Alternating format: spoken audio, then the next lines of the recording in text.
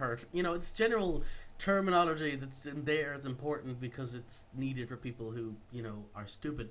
But as far as I'm concerned, it doesn't seem to be optional. It doesn't seem to be any way for a developer to integrate it in their game non through the standard here's a splash screen.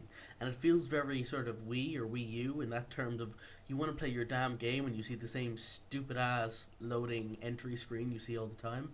And I'm afraid it's setting a precedent where people just have a natural fear mongering towards VR. I get it again, I get the understanding from their perspective, and I feel petty saying it, but it just annoys me that we're in a situation where we have to do that. I mean, I understand it's got difficulties and issues, and people may feel sick, and people may not understand that, but god damn it, why do you have to pollute my development with this big feck off splash screen when there couldn't be just a public announcement or a general way for me to integrate in my game some means of me to put in a wall somewhere going, don't lick paint and eat this, you know, thing while playing VR. You know, there shouldn't be, it shouldn't have to explain this unless it's on a wall there somewhere going, if you don't understand what feet are, read this, therefore it'll help you. I shouldn't have to go and mandatorily integrate it in and ruin my, because I want to have that sort of integratory experience, that sort of you put on the headset, fade in and have some awesome sort of integration between your reality and this reality.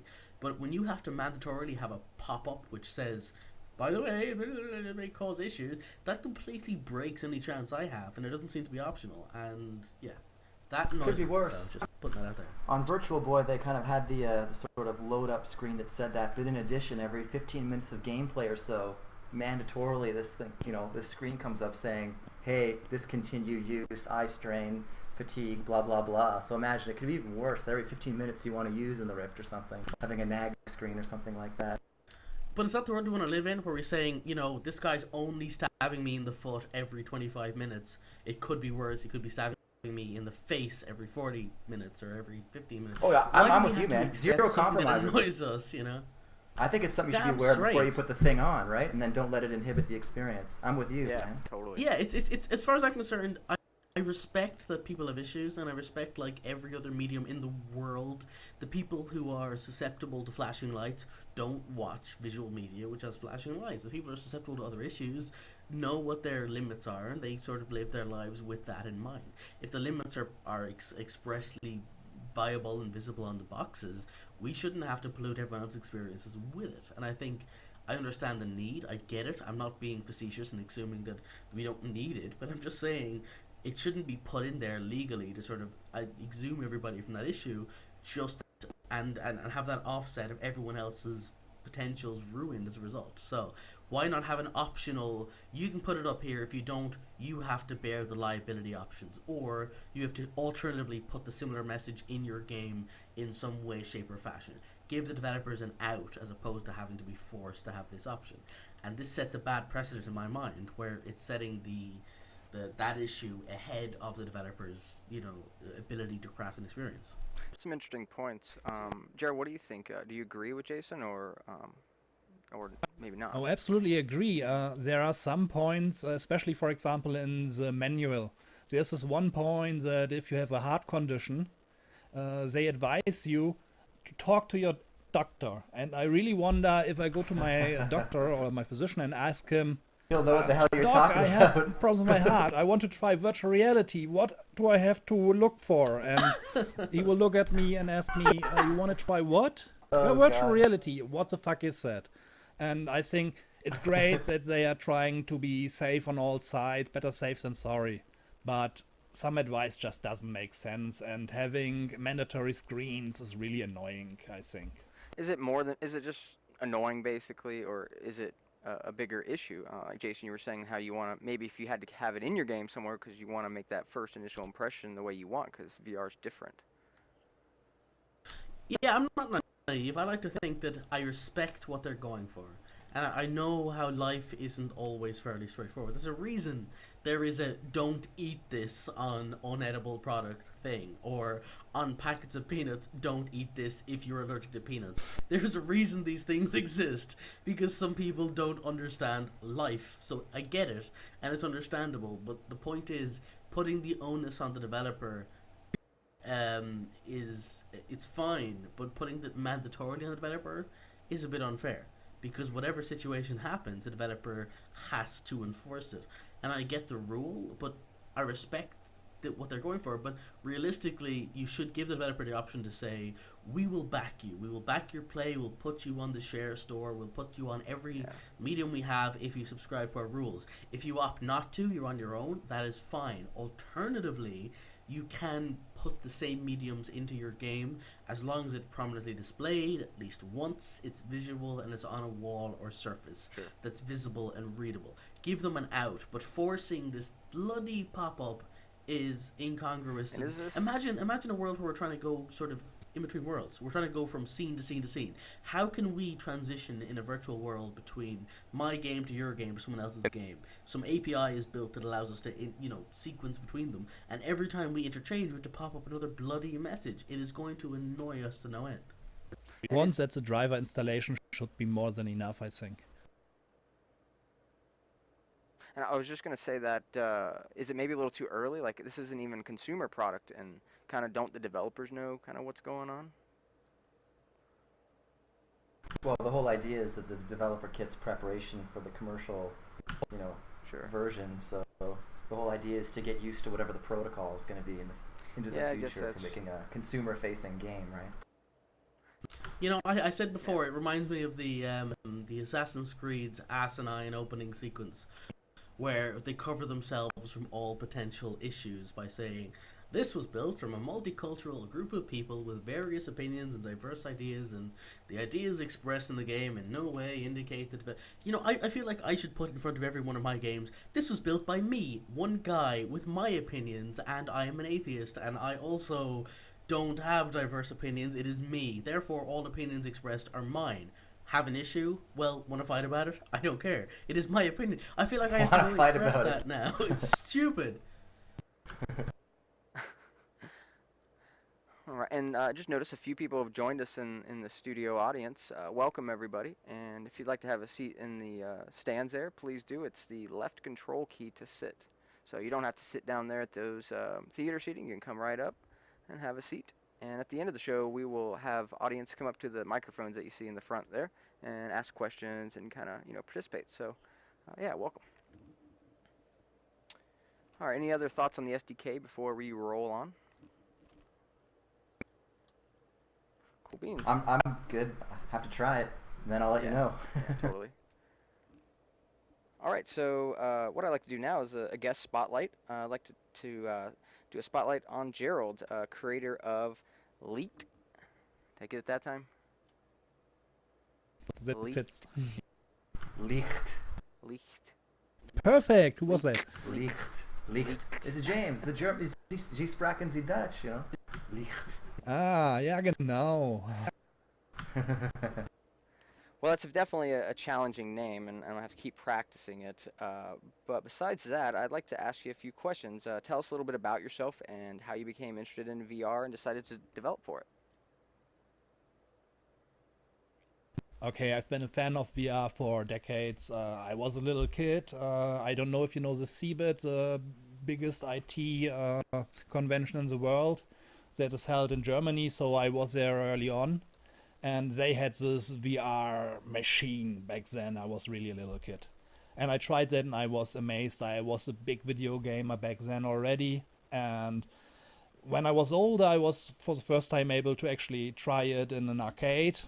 And I was waiting for it. Oh, it's coming, it's coming, it's coming. And just as all of us, it didn't come.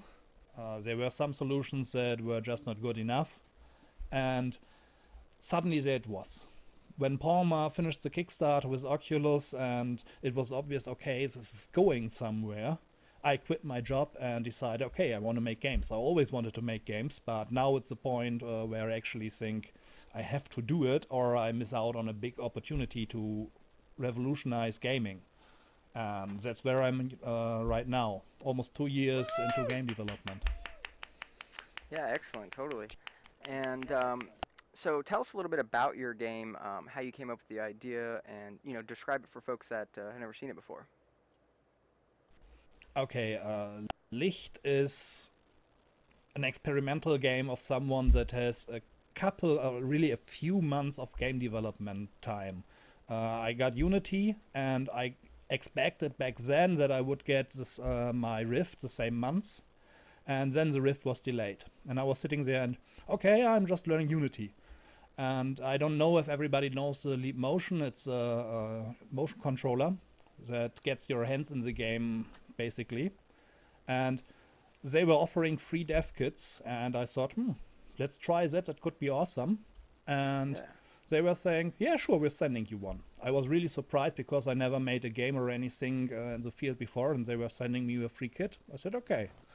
And it was awesome. I really love the Leap Motion controller. It's a great piece of technology. And I just toyed around.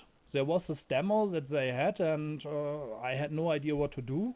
I had a finger, or I had my hand in there, but the tracking of the full hand, it was just not good enough. It's still not good enough, even though they have advanced it a lot, but I forgot about that. So I just decided to focus on a single finger, and a single finger in the game was represented by a sphere. So, Mm-hmm. okay, what do I do with a sphere in the game? I decided, I put a second sphere in there, and I control that sphere with my finger sphere. And from there, I just experimented. At the end, there was a game. There was really no idea at the beginning. I was just looking what works, what is fun, and came up with, I can move a character with my fingers by pushing him through the full game. And funny enough, people liked it. People liked it a lot, and so I made that my very first game. And when the Rift came out, I added virtual reality support, which worked surprisingly well. It took me all of 5 minutes or so. And that's basically the story of Licht 1. Licht 2 will be a little bit more complex, but that's coming. Excellent. And I thought you also did another project called VR Adventure, or am I confused? I have about a dozen different games. And I've been trying different VR experiences. Aside from Licht, you can also play my game Gravity. That's on my website at indienerds.com. It's just a short 5-level demo that shows a completely new game concept, also for motion controls, where you move around objects that have gravity and impact a ball that flies, that is supposed to hit a target, and the path it takes is influenced by the gravity of the objects you move. You can do this in 3D with the Leap Motion controller. And similar to this concept, I have really over a dozen different concepts. And over time, I will put every concept into a game. But I'm not working on the premise that, I have this one idea and I want to make this one game. Sure. I'm really just experimenting what works, what is fun. And when I have something that is fun, I push it forward. And then I come to a point where I am new to Unity. I'm not a game developer. I'm a boring database .NET programmer before that. And I'm just getting stuck at some points, and I switch to the next project and forward that. Oh, interesting. And over time, things get better. Things look more professional. I don't know if anybody has seen the screenshots for Licht 2, but I dare say it looks a lot advanced in comparison to the first Licht. I like your approach, a lot of prototyping and just keep the development going and kind of see where it's going to lead you. So it appears that... Yeah, it's a lot of fun. Yeah, totally. That's what I think it needs to be for it really to be this thing that's going to sustain and maybe compete. But definitely, to get the portfolio out there and learn. That's what I think this is all about. So your next game, I heard that'll be made for traditional screens and controllers with Rift and Leap support as optional. What was it that led you to do that? Okay, as first, I've given up on the Leap Motion controller. The tech is really awesome, but it's a dead device. It's going nowhere. There is nobody that owns it, and even though I expected that they may be trying a run at VR, they are so focused on getting the hands in there instead of working with what works. I mean, the hands don't work. You have to be realistic there. It's cool, it's a perfect gadget for videos, but if you want to build a game around the hands, you can forget it. The interaction area is far too small, and the hands obscure the side.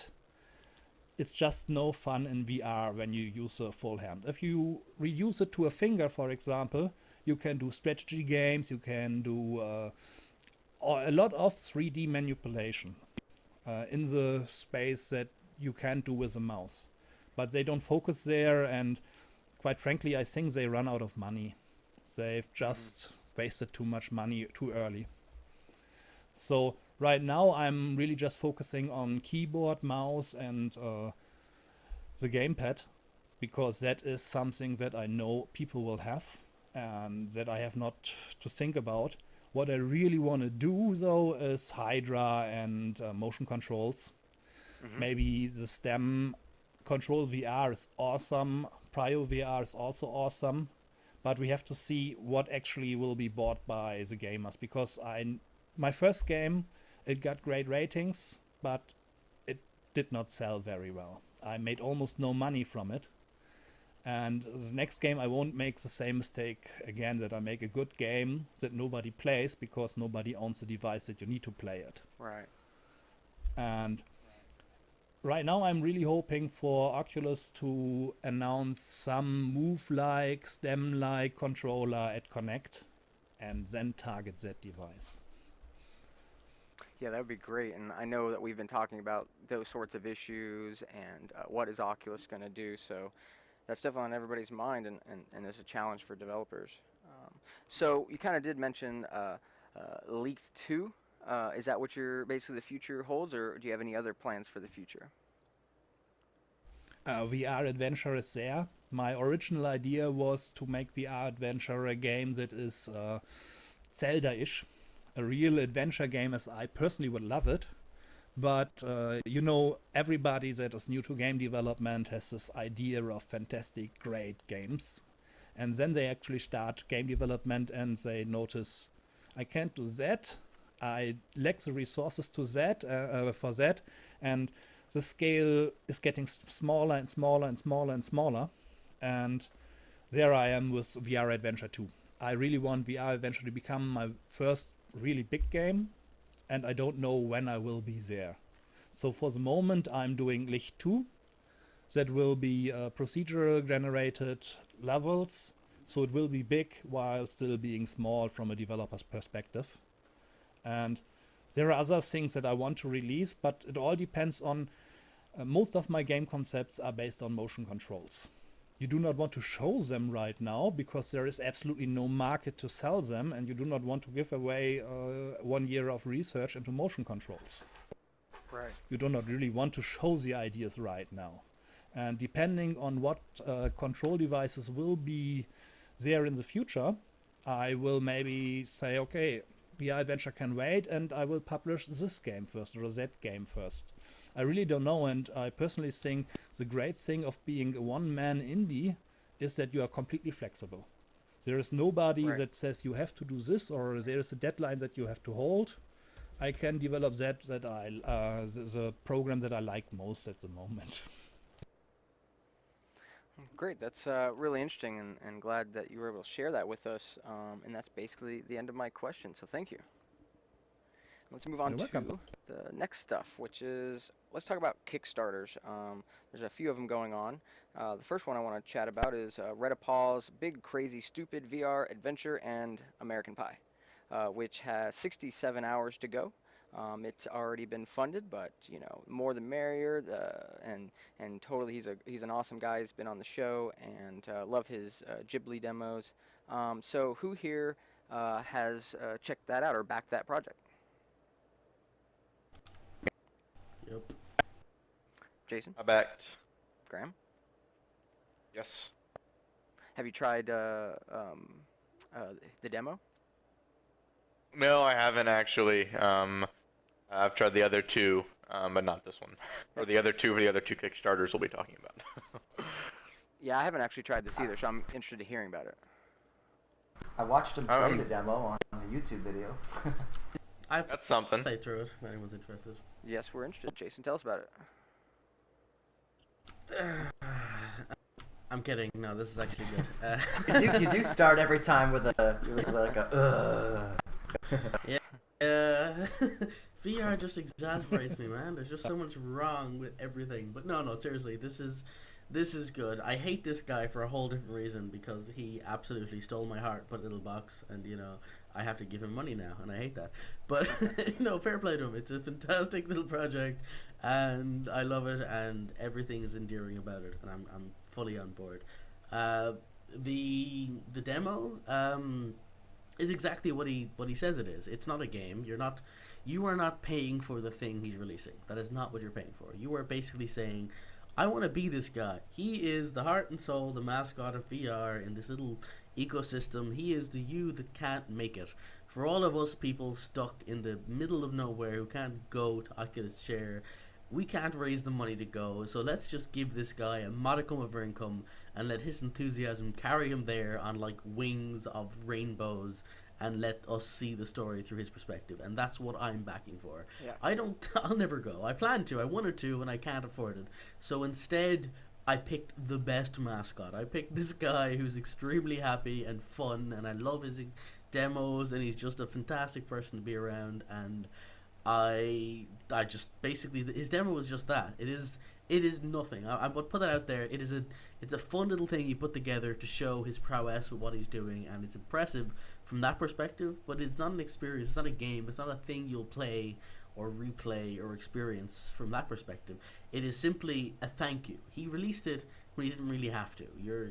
You have it as a thing to do as a fun little sidebar, but realistically, you're backing a guy because you want the guy to have the experience you can't have. And what costs you 10, 15, 20 quid is the equivalent, again I say quid, I mean dollars or whatever, so shut all of you. Anyway, that amount of money is equivalent to whatever it is for you, and for you to give that away costs you little to give a person experience you can't have, and I think that's what matters.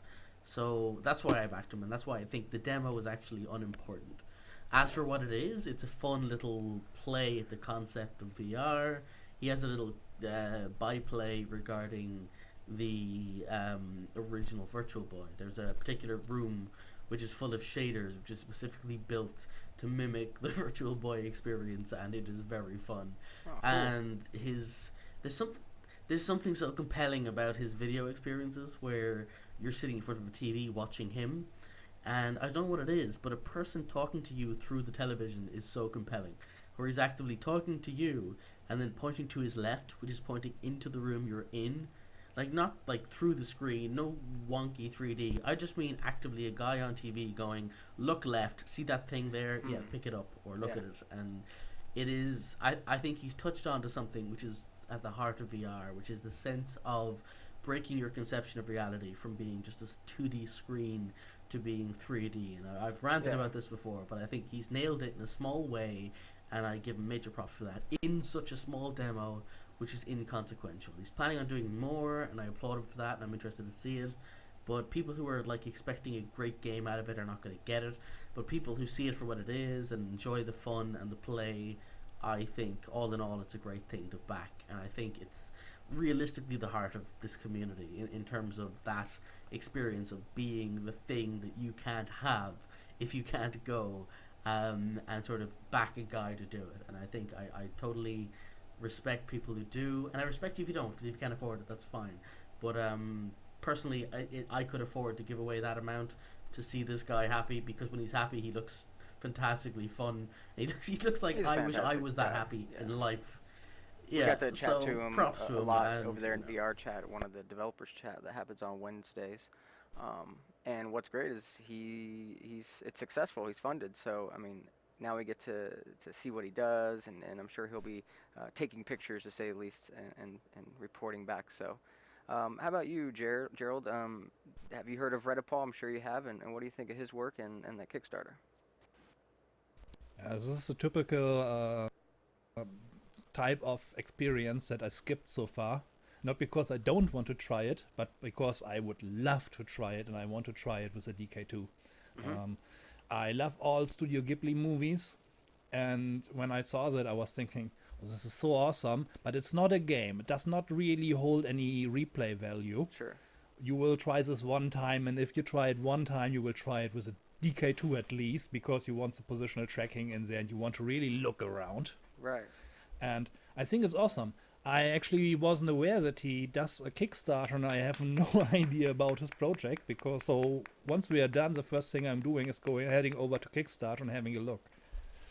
Excellent. That's what we definitely want to do, is spread the words, huh? That's awesome. And the Ghibli stuff is great. I'm a big fan of all of that, and it was special, and I got to share it with my wife, and it was special for her as well. So apparently those are available for DK2. I'm not sure if that was posted on the Reddit or if it's part of being on the Kickstarter, but that's good stuff. Yeah, talented dude for sure. Yeah. I tried the the Totoro demo and I don't know the Studio Ghibli and the animes, but the arachnid guy pulling the levers and stuff. Yeah. Talented Spirited dude Away. for sure. Yep. All right, so there's another Kickstarter kicking. Radial G. There's 7 days to go and halfway there. This game's really rad. I played it, or this demo, and it reminds me, of course, of like Wipeout and those sorts of game, maybe F-Zero a bit. But you're on a tube, and you can hit the speed ups or you can hit things that slow you down, and it's just great. It works really well. There's no nausea for me. It's just a blast. So have you guys tried this? Have you guys backed this? And let's start with James. Well, I wonder fundamentally why the formula in Wipeout was you were on the inside of the tube.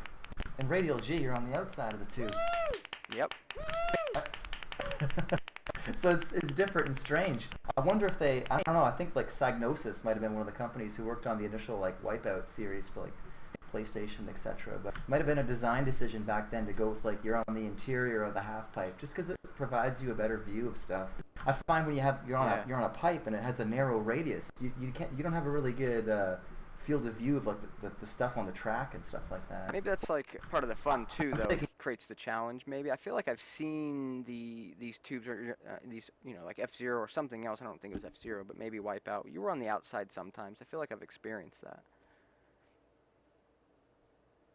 But I think that is. I think the Wipeout games I played, anyways, you're principally on the interior of like a half pipe, right? There's like sweet jumps and all the rest of it, and speed ups and stuff. So those mechanics were there. But it was an interesting decision though that you'd be on the outside of this pipe, kind of thing. Where it was cool that you could sort of 360 go around it, but yeah.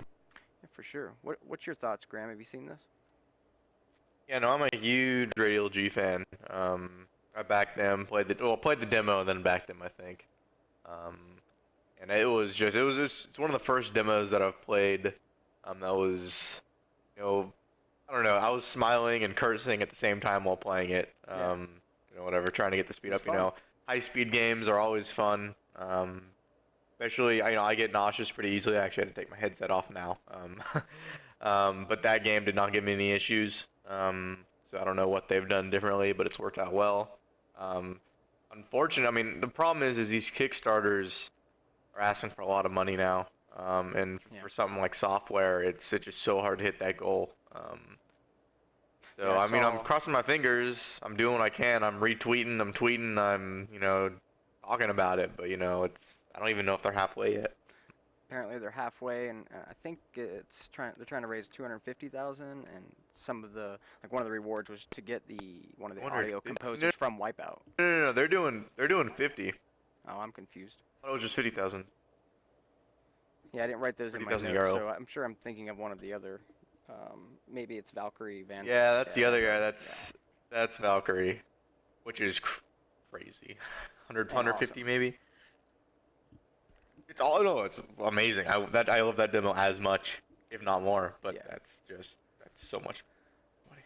Yeah, it'd be interesting to see what happens. So yeah, your guys' thought, Gerald, on Radial G, and then we'll talk about Vanguard next. I really like the F-Zero vibe of it. I don't know, I have seen virtual reality GameCube simulation on with the Dolphin simulator, Right. and it looked pretty similar. I really like that, and I'm looking forward to it. I haven't backed it yet, but I have the demo for DK2 waiting on my hard disk for arrival of the DK2. And after I played it, I will decide if I back it or not, but chances are good I will. Yeah, I think you will. It's pretty fantastic. Jason, what's your story? Well, I was very back and forth on this. I saw the YouTube videos and I saw the links and I thought, yeah, I was a zero. I was an F-Zero X fan and I loved the first game, Captain Falcon for the win, and I really loved that and I really enjoyed it. And I thought this was the renewal of it, and I enjoyed the videos, but it didn't really get anything across. And then I even like watched videos in Rift mode and put the headset on and thought, yeah, this is kind of fun. And then I installed it and played it, and I kind of went, okay, well, I've just realized I've spent 3.5 hours, and I didn't realize I did that. So, my point for this game, more than anything else, is it is very simple. I mean, mechanically, it's a simple game. It's a simple racing game. It doesn't innovate that genre, but the real like golden star to this is it also perfects everything it does. It's done something I've not seen done in VR in a while, which is take a very simple mechanic and perfect it. In terms of it doesn't make it's something which should make you sick by all accounts by every other VR rule we've come across. Yeah, yeah. They've managed to do it well. It is comfortable for something that's fast. It is well telegraphed in terms of these sort of twists and turns. In a situation where you're clamped to a car, the way they can make you feel like you can actually choose. You never feel like a failure jumps up on you. You feel like you failed by your own merits, which is surprisingly rare. Um, and all in all, it's comfortable, it's well designed, it's beautifully done, and again, it's simple. I mean, people who go into it sort of expecting it to be amazing will, be disappointed. And the people who go into it looking for some big amazing experience on the videos will be especially disappointed. But if you play it, if you just have a any dev kit and you give it a try, you'll find yourself enamored and have that sort of sense of joy from your original F-Zero X vibe. And that's what it is. It's just a harkening back. It's a simple game, but it's a simple game done where every twist and turn and mechanic was eked out to some level of complex design that I can't even fathom. Because I've never seen something so well designed in something which looks like it was never designed at all. It's like the old Bender quote, or the old quote from Futurama of, if you do it well, it looks like you've done nothing at all, and that's all I can think of playing that game. Sure. Is it looks like no design was done to it. It looks like it was sort of let's throw some assets in a bucket and put a circle and have the car drive around it. And people think, oh, that's easy, anyone could do it. But try, I bloody dare you, and you'll be amazed at how quick you feel sick and how uncomfortable. And there's so much clever design behind the scenes that you don't even see. And so that for that reason I backed it. I don't think it'll be my number one. I won't play it for ages. It's not going to be an amazing super experience, but I will come back to it from time to time. I'll truly enjoy the experience, and for the money it costs currently, it's well worth it, and I will enjoy every minute of it. And even just to sort of applaud the developer for the level of work he's put into it, it's worth the few quid. And I think I keep saying quid again. God damn it, I'm going to make a point of that. And the money it costs, and I feel very conscious now, but I totally respect it, and I think congrats for that. So I would recommend backing it purely from how VR should be done right, and I'm very keen on that because I plan on working on the API with the other Metatron folks. So I want to work on why does certain things feel better than others if they feel the same, and I consider this a very powerful learning experience because they've done research that I haven't gotten around to. So yeah, I think it's very good. It's worthwhile. If it's not your kind of game, you'll never enjoy it anyway. But my point is that you can respect the mechanics, if you can understand why it's good, not just for the game. If you can realize that you're enjoying it despite it not being your kind of game, you will respect it a lot more. So yeah, I give this a thumbs up, and I think everyone should back it for that reason.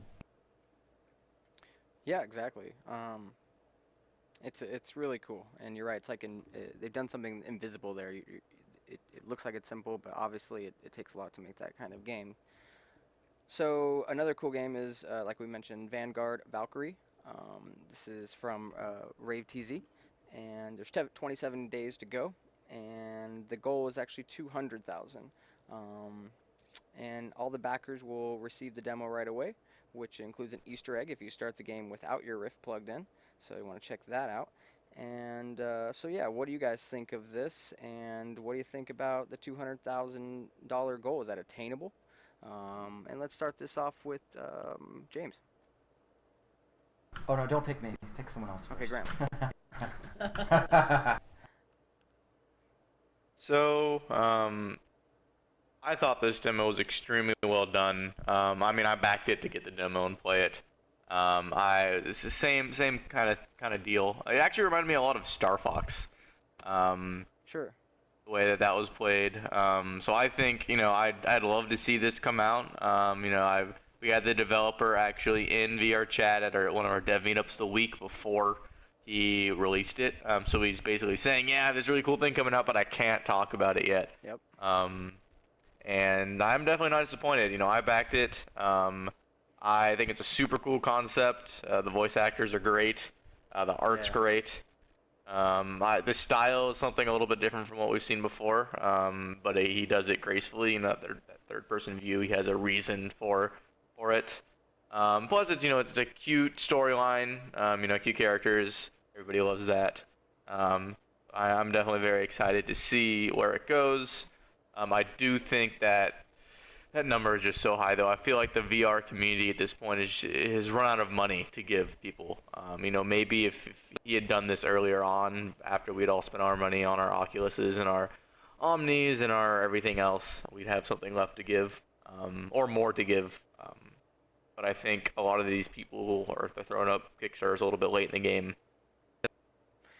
Yeah, absolutely. I mean, it's going to be interesting to watch, and if it does succeed, that's definitely going to be telling of the money that's available maybe in VR, especially after DK2 takes a chunk out of a lot of people's bank accounts. And you made a good point about Star Fox. I really did get that Star Fox vibe, and I don't know if you guys remember a game called Panzer Dragon. It also reminded me of that. Oh, hells yes, I remember Panzer Dragoon. That game rocked.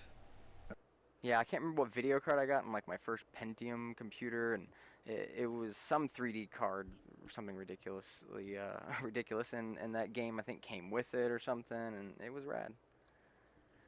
Wasn't it Saturn only? I thought it was a Sega game. So I think that's Panzer Dragoon, which is part of it, but there was Panzer Dragon was on the PC. And it was okay, like that virtual fighter, when that was, it just was in that kind of 3D-ness. I don't even know. Now it's been 20 years since I even thought about this stuff. One of those 3DFX or early 3D adapter card games. I love playing wasn't Virtual bad. Fighter in the arcade as a kid. Oh, Sure. that game. I was more of a Mortal Kombat and Street Fighter fan. That and Tekken. Oh, I was and Mortal just Kombat hard. too. Oh yeah, all of it. Sure. All of it. Like to kick ass. So, what else Street about Fighter Alpha 2 Vanguard? for the win, by the way. That is the best of the Street Fighters. We had the shadow you following, and if you kick someone's ass at the end of a match, you could literally keep punching them. Like, it wouldn't stop till you stopped. So you could turn to the person you just beat and just stay there and combo for the next 4 minutes Didn't know that. and just look Awesome. them dead in the eyes. Hey, what's happening? Yeah, I Oh was my not God. a fun person to win. This is actually what's happening dudes to me in camping real here. life right now. This is crazy. You got a wife? I do have a wife. I didn't say that, but yes, I She found just somebody jumped, to she actually jumped marry. in your. I was saying he just jumped in your lap too, kind of thing, So yeah, I've seen that guy running around here.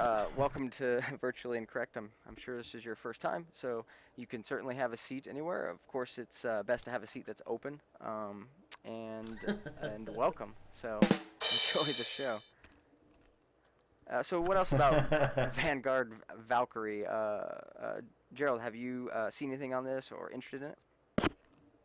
Yeah, I've seen it and it looks great. I mean, I think it's a little bit ahead of its time because it's promoted as VR only, and at the same time it has a production value that has a $200,000 price tag. And Right. while I would love to see it succeed, and I think it's a great title, I do not expect it to succeed. It's just too expensive. And what I do not really understand is why VR only. The title should work with a mouse or a gamepad too. There is no element where I would say, yes, this would be awesome in VR, but I see no reason that it could work only in VR. And opening the door to a non-VR demo and promoting it as a normal game would actually make those 200k a reachable goal. But right now I expect that it will go to 50,000 or maybe somewhere between 50 and 100,000, but it will fail short of the 200k asked. Yeah, it's going to be interesting. Any other thoughts on that game? Let's talk about the Trinity Magnum Kickstarter, which has 25 days to go. It's a low-cost gun controller for VR, featuring optical tracking plus IMU. Holotape made a comment that this is in almost every way a PlayStation Move controller in one of those plastic gun grips. It is even compatible with the PSI camera. I'm however excited that they say they are trying to accommodate left-handed people as well as right. So, Jason, what are your thoughts on this? We talked a little bit about this before. Woo! Left-handed podcast for the win. Podcast. Yeah, for those of you who don't know, myself, Gunter, Holotape, and Matt are all part of Cause and Effects, by the way.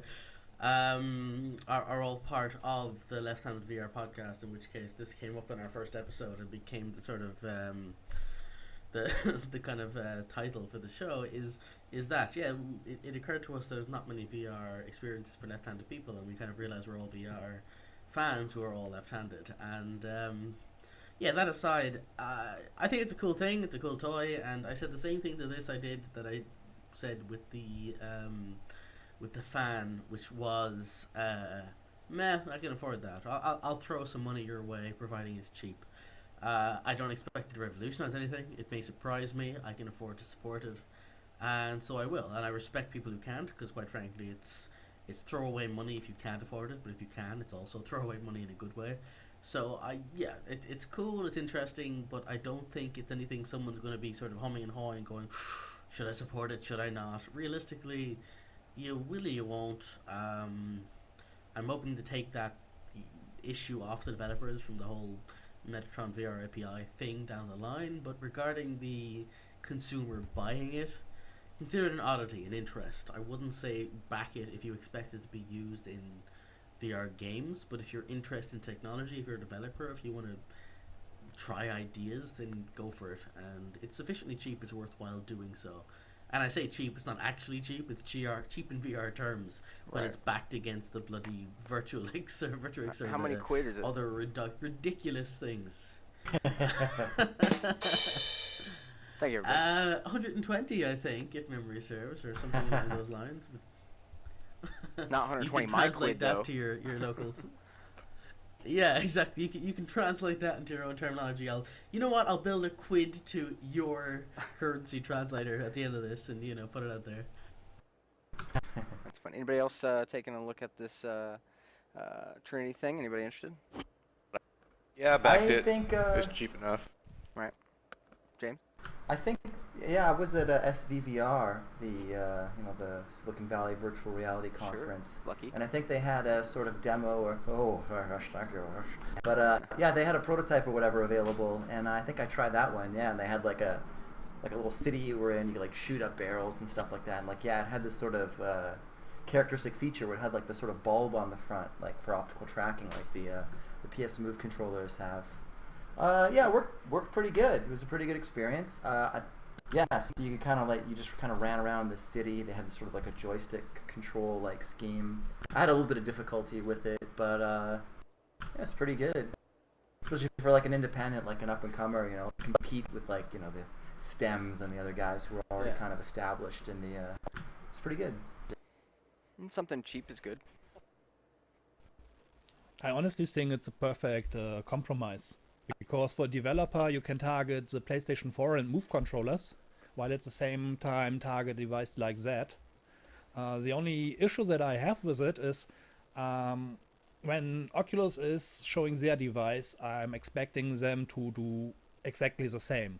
Offer a device that is comparable to the Move controller, so that all experiences for it that are created for the PlayStation 4 are interchangeable, so that they can work in tandem with PlayStation and Sony, and they will offer it cheaper.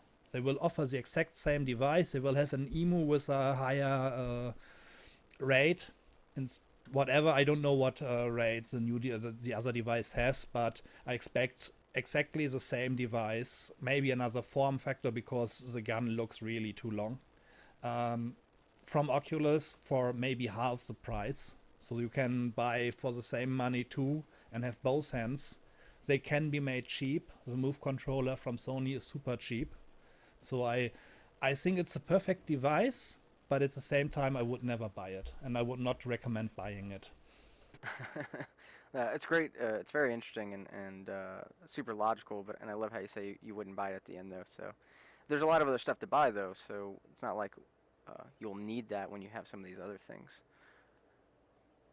But you get the other things, but are they supported? I mean, it's great to have a Leap controller because you can have your hands, and it's great to have a Prio VR because you can get your body, and it's great to have a Control VR because you can have your body and your hands.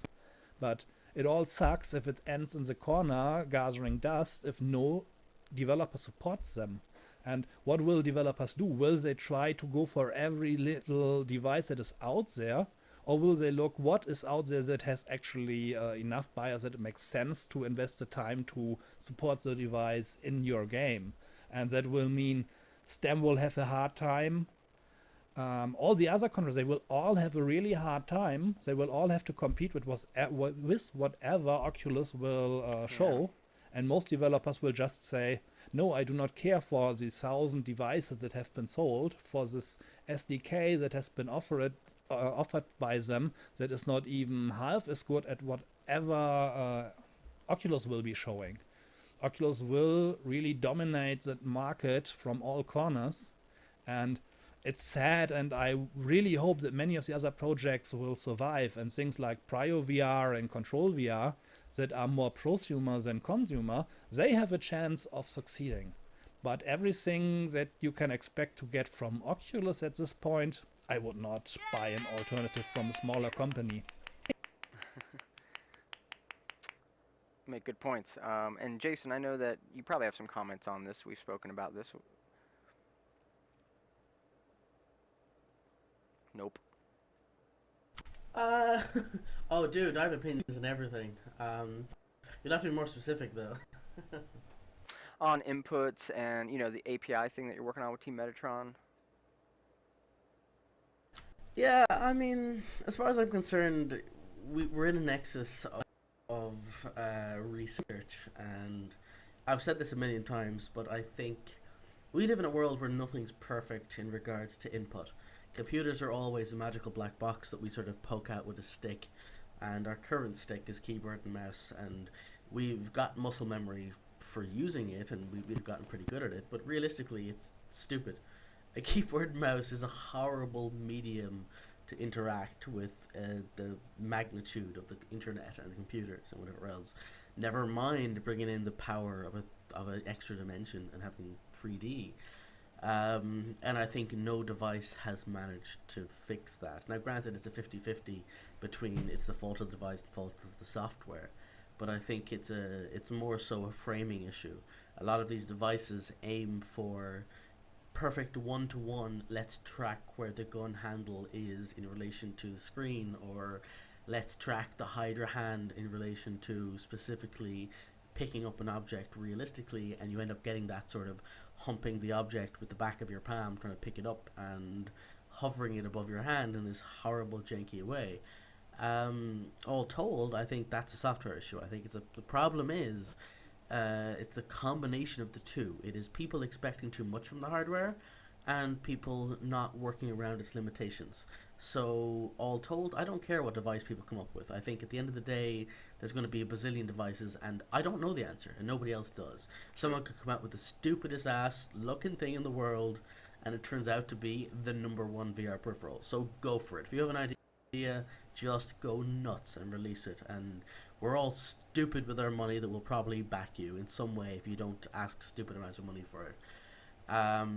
And regarding the end result, I think the problem is a mind shift. I think people have to forget about trying to approximate reality in VR. I think this idea of giving you one-to-one picking up items and rotating it in VR is stupid. In the same way that we have an internet which is predominantly based around expressing pages. Literally, the internet is in form of pages, and that is someone just looked at their paper on their desk and said, let's digitize this. How stupid is that? You get a whole new medium with which to interact with the world in this interactive cross-platform amazing way, and what do? You approximate It just drives me nuts that nobody tried to innovate that space. No one tried to look at a way.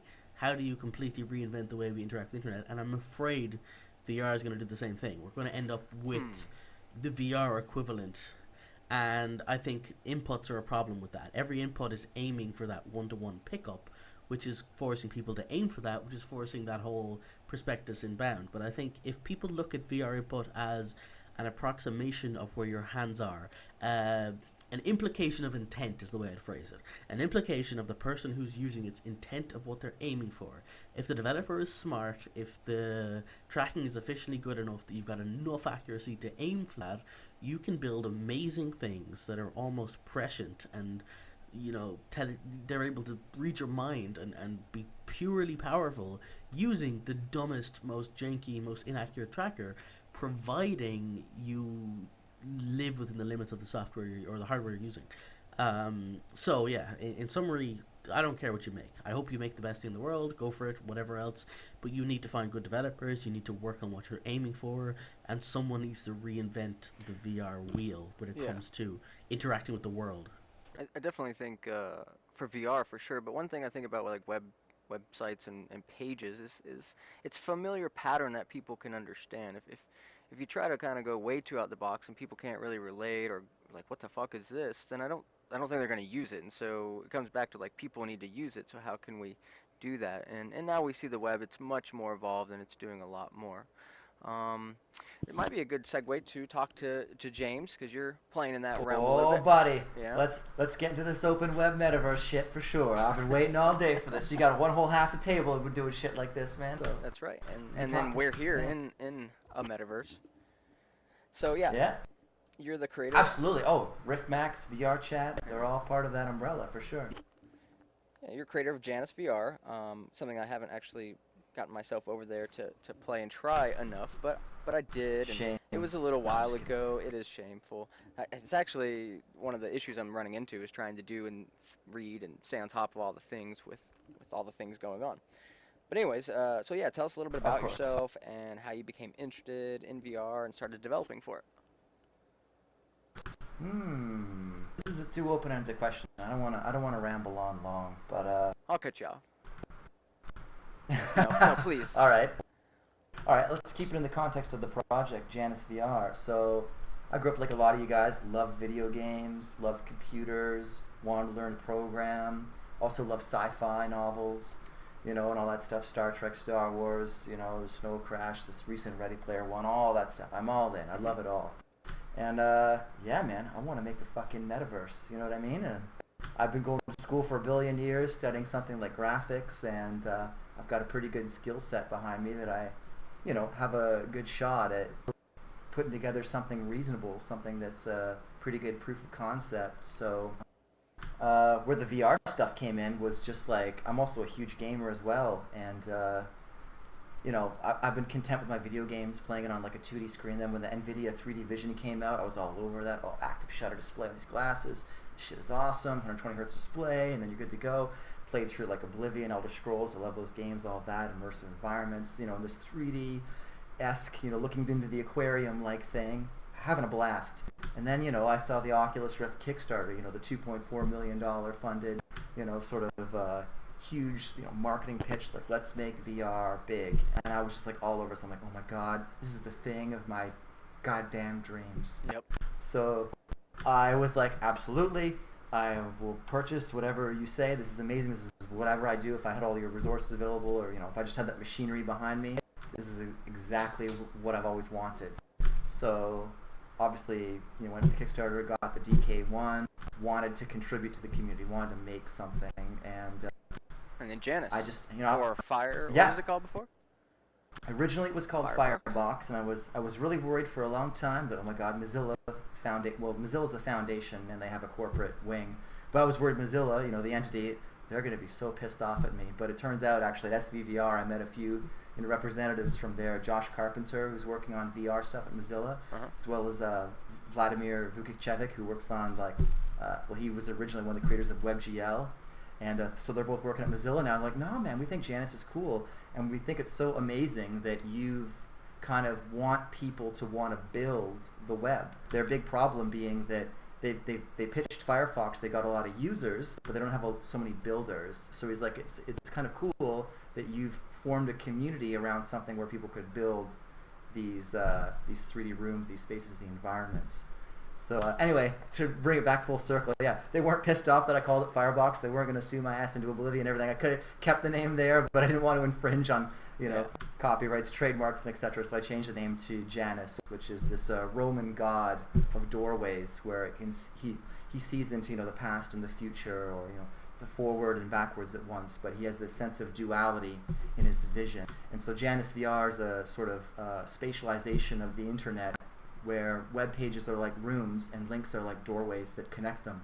Yeah. So these links or doorways, or portals as I've come to call them, are very much like Janus, where he peers into two spaces at once. The portal itself is this surface that represents a discontinuity that joins two adjacent spaces.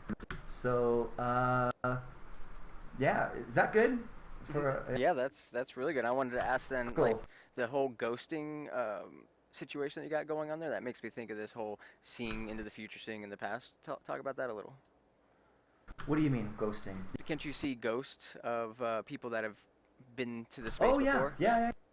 So these are think of like Mario Kart like recordings of people who viewed spaces before. So it's like kind of a way to populate a room with people who aren't actually real live people, but they're like I guess they're acts or plays of people that existed, right?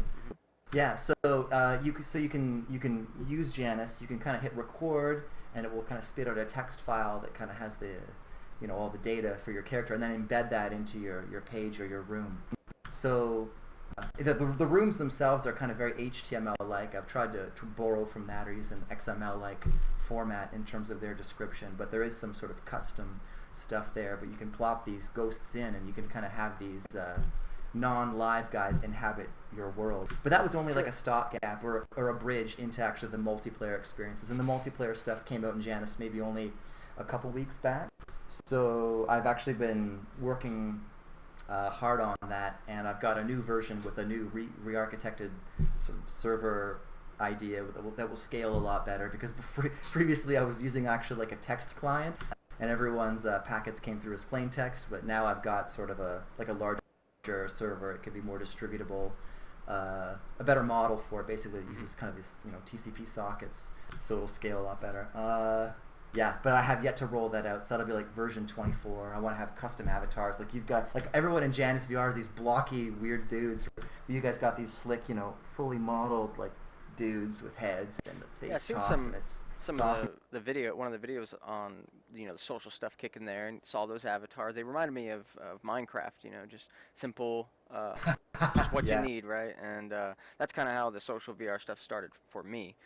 Was last August 5th is exactly when positional audio via Mumble, which you guys are using Mumble as well, dropped on the Metacraft server, and it blew my mind. A few of us were basically in the game when that happened, and we all spawned to the same location, and it was like, holy crap, this works. And just doing the simplest of things and getting astonished by it all, and then doing that for 6 months, and now we have other places to do this sorts of thing. So super cool. Yeah. And Yeah, and so Metacraft having a particular game is one thing. The way that I'm going with Janus is kind of the idea of a direction that an open web or a metaverse or something like you might have read about in Neil Stephenson's Snow Crash might have foretold, where these are actual spaces that you can go to, where you can actually run into people and mess with people. Yeah, and same thing. I mean, what you're doing is definitely different than Minecraft, of course. But what is interesting is the social Mumble thing that's going on position audio, and there is a Black Sun Club that was built there. So, I mean, absolutely, yeah. I put down some obsidian blocks in the Metacraft server. Oh, right on, for you were sure. there. Sweet. Yeah, man, hell yeah. That's super cool. Yeah. What else? How about the future? With respect With to what? Janus. Keep building on the feature set. I'm kind of a one-man programming show. I don't know. I want to give shout outs to a few people if I could. Definitely. Is that all right? Of course. All right. One guy in the audience, Custer123, otherwise known as Lee Nolan. He's created vrsites.com. It's a place you can go to like host your 3D content, your worlds. So he's one of these dudes who just found Janus interesting and got involved with the project. Amazing. Hmm. There's this crazy programmer out there. Her name's Lisa Croxford. She goes by Lisa Lionheart on the forums. She's made like a thing where you can use Google SketchUp to create the spaces, and she's also coding all of the server code for Janus, which is out there in open source. It's on GitHub. Yeah. Right on. Yeah, and piles of people who are making these super interesting rooms. Just to name a few, Dante Vasquez, Firefox G, Codename Circle. They're all like doing really cool sorts of rooms and kind of pushing the engine and forcing me to consider things more and have infinitely far viewing distances. And they're making like Elysium and stuff like this. It's madness, man. But into the future, what do I want to see? I would almost want to see, right now, you know how you go to a website, you have www.blah, but you might have like a .m subdomain, which is like the mobile version. How great it would be to have like a vr.google.com one day, Yeah. where the server actually returns back to you sort of a VR enabled or VR enhanced, page content for you. And once there's that adoption there where they actually recognize that, VR is a big player and that it's worth doing, I think, yeah, that will be a great future. So what I'm trying to do is I'm trying to push to show evidence that, that could actually be really cool. There are actually a lot of great applications for it that I could go on and on about, but yeah, these are my visions of the future. Sweet. Thanks, James. And definitely want to talk more after the show. We're going to have a little party, hang out, and chat more, so we'll dive into it further. Cool. All right, so another story. This one's actually from Jespionage, code developer on VR Chat, and he did this blog post called "Arrival of the Train and Tiny Airplane Windows: Building VR Experiences with Motion." And so what he did is he kind of drew an analogy between kind of one of the first films when film came out was this train scene. It was just basically the train coming into the station and then people finally boarding it.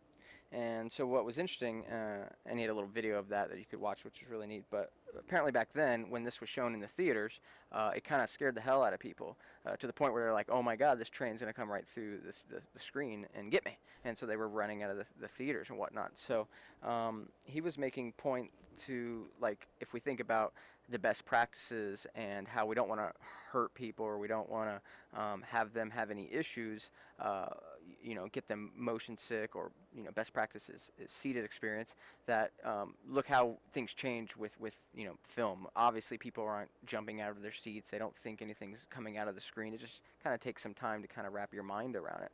So I thought that was kind of an interesting topic to bring up, and we'll just start with Graham. Did you get to read that post? I did. I actually proofread it for him. I was at work. He was like, "Will you give me a quick proofread?" And I was like, "Yes." I suppose I can take a break. Yeah, maybe you can kind of talk about it a bit, more than what I just said. Sure. I mean, I'm pretty much, hit the nail on the head.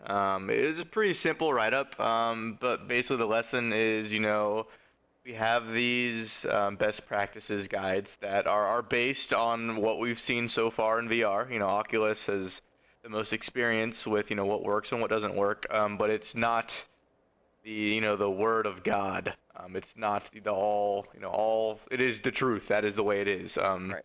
Rules are meant to be broken, and, some things may not work now, or may not work for some people, but that doesn't mean you can't push those, things to the limit and then maybe go around them or maybe even completely break them. So his, I guess, idea was, if you were to have some fast-paced moving game, give people the option to have kind of like another view to look through. So, you're in an airplane, Yeah, right. You're going super fast, but, if you look through a tiny little airplane window, it's all relative because you have the rest of the airplane to look at. So he was basically saying, if I want to have this super fast, flying game, have two different modes. One for the super user, and I want to be able to fly and be Superman, and who I can handle the dizziness, or have a mode for, okay, I'm in a cockpit, or I have some kind of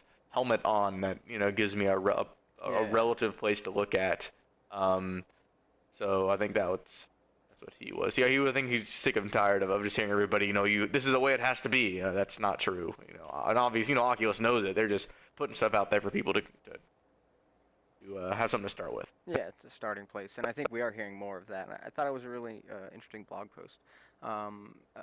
Gerald, what do you think about, I think we've talked a bit about already the best practices and stuff like that, but any thoughts on this story? I haven't read the story, but my personal take on the best practices, they are nice and they are a good guideline to start with, but as he said, they are rules that are meant to be broken or at least bent. For example, one of those things that people always think won't work is catapulting people through the air. That sounds like something that will make people sick. And I was following that rule and was not doing it, and then I was thinking, but I personally love it when it happens. And I was building a game concept completely around every time I have this catapult, I will also have a dimension door or some alternative that the player can go to the other side without using the catapult. And then I demoed it to people and everybody loved the catapult. Nobody was saying, oh, this is making me sick or this is not comfortable. And then I released a super simple demo to the group, low poly, where you were thrown 100 meter in the air in cloud level and then you come down. And everybody was, that I talked about it was, oh, are you sure this is working? And everybody tried it and nobody, really, I had nobody that said, oh, this is uncomfortable. Everybody said, oh no, this works fine, I'm surprised. So those guidelines are guides, but break them and try everything out. There's nothing fixed in there. Sure. Yeah, I mean, rules really are meant to be broken and pushing the envelope, but it's definitely a starting ground. Now, James, for Janus, are you considering things like the best practices, and what is your kind of thought? I read it for sure. But I think Graham kind of touched upon it, is that they're not God, and it's a matter of their opinion, and it is a matter of their experience. Albeit it's very good experience. It's something that you should consider heavily, but I don't deviate from trying other things or exploring it myself, or going through that learning process on my own to figure out what works and what doesn't. So whether that'll bite me in the ass in terms of getting Janus VR on Oculus Share, which I'm currently trying to do right now, is to be foretold. But yeah. So my stance is, take it. Ultimately it's an opinion, but it is, some aspects of it are, scientifically defined. Like some things are actually quite true. Like they say, because they're aware of the optics and the display and everything, that you kind of want to generally have the user looking at objects, along a depth plane that's something like 2.53 meters away. I don't remember the exact value, but there's a heuristic like that. You don't want to be gazing at things that are especially close for extended periods, or doing anything in your engine that will purposefully discomfort someone, So I'm valid with things like that, but other things, they also have restrictions on rate of movement speed. For instance, average human translates at 1.4 meters a second, but in Janus, the way that we have it is that any sort of room you make, it's a free-for-all in terms of how the physics are defined. Maybe there's one guy, Firefox G, he's got a room you translate like 144 miles an hour, and it is like super fast. But I'm personally not sickened by it, so it really varies by individual, and it's fun to explore. Like you said, how these are the fledgling VR days. I'm happy to be a part of that too, because I get to verify these rules that they define in the document myself. So excellent. Yeah. And was going to kind of talk more about the best practices, but we've kind of been, beating that horse a bit. So let's move on to another guest spotlight. Oh, speaking of beating a horse, you should talk about the demo. What is it? Horse or something like that. Totally. That's the one that we saw Palmer riding in that short video. Yeah. And then, I did see another video. It's something in Japan, a little arcade that had that setup, which I thought was cool. I'd love to be able to try something like that, Hashless, that's what it's called, I think. What's it called? There's like a Hashless, I believe, and it had like a row of 4 people trying it all Yeah. out at once, racing each other kind of thing. I mean, people want to Cool. race, of course, and I really thought I'd like to see riding games more than just like riding in a roller coaster, but like riding on animals. You know, want to ride on a Tyrannosaurus Rex or something like that, and shoot lasers. Cool. So Graham, let's have a chat. You've been on the show. We've chatted before. We're friends. We've been hanging out in your software VR chat since January when it came out. But go ahead for people that don't know you or just watching for the first time, a little bit about yourself and how you got into all this. Sure. So I, a big gamer ever since I was little. I guess I'm a little younger than most of y'all. My first console was the N64. Ever since then. You are young. A little bit, yeah. To be young again. But ever since then, really loved them. Went to school for computer science, so it's something I've always done and enjoyed. And not really until I guess I didn't get to experience the first VR flop, so to speak. I was, born that year. But as soon as it's always been something that's piqued my interest. Of course, nothing has really been out. And then once I saw the Oculus Kickstarter, obviously things started picking up. I started teaching myself Unity. I had done all sorts of different kinds of programming, a lot of mobile stuff. But once Oculus showed up, I jumped into Unity and did everything I could to teach myself. I picked up some research positions at my school. Convinced luckily we had a VR lab with all sorts of crazy equipment, super expensive headsets, and motion tracking cams. So did a lot of research in there. Convinced my professor to get a Rift. Had my own Rift, and it wasn't really I'd screwed around with it and created a couple of small demos, but it wasn't until I guess this past December I was on my last winter break of school, and I was at home bored and figured I'd throw together a simple VR chatting solution because there's not really anything out there at the time. So put it together, just basic package, and put it online, and people actually started using it and enjoying it. And that, to me, was one of the coolest experiences that I had, come across was, building some software and then people using it, enjoying it, wanting to see more, requesting things. So I spent the rest of my semester, which was not very, filled with class. It was my final semester of school, working on VR chat, and picked up Jesse along the way. He's been, he has 15 years of game development experience, and now we are just, cranking out features, trying to, listen to the users and see what people want, and just going full steam ahead. Yeah, it's come a long way. So in January, I was chomping at the bit to test and help get feedback and start playing in there. And we've come all the way from hipster Jesus T-pose. Hipster Jesus. Yeah. Yeah. Avatars that still had to figure and work some of that out. And to now there's a full SDK, and we see people making stuff in VR chat. One person who makes the most stuff is Dark Akuma, who is just awesome. Oh yeah, shout out to him.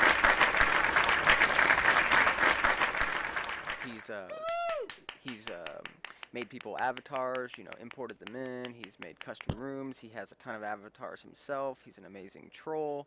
He likes to troll us sometimes with the rooms he creates. I consider him kind of a VR chat god at this point because he's always finding unique things that you just wouldn't even think is possible. And I was able to. Oh yeah, he surprises the developers. We don't like half the stuff he does work. How we definitely do not support that yet. How's he doing that? So.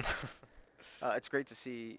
I wish I had more time too to get in there and play because that's a great playground. And I was even able to commission Dark Akuma to make an avatar for me in there. So that kind of thing's really cool. I like the idea of people building stuff for other people in VR so that other people can take advantage of that. So yeah, super awesome.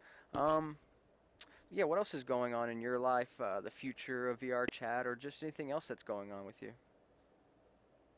It's complicated. I decided out of school that I was gonna go the route of full-time work. VR chat wasn't, it had potential, but I wasn't really sure, if that was something I wanted to, pursue full-time. So I am currently a full-time game developer at Zynga, which I enjoy very much. But yeah, I'm also,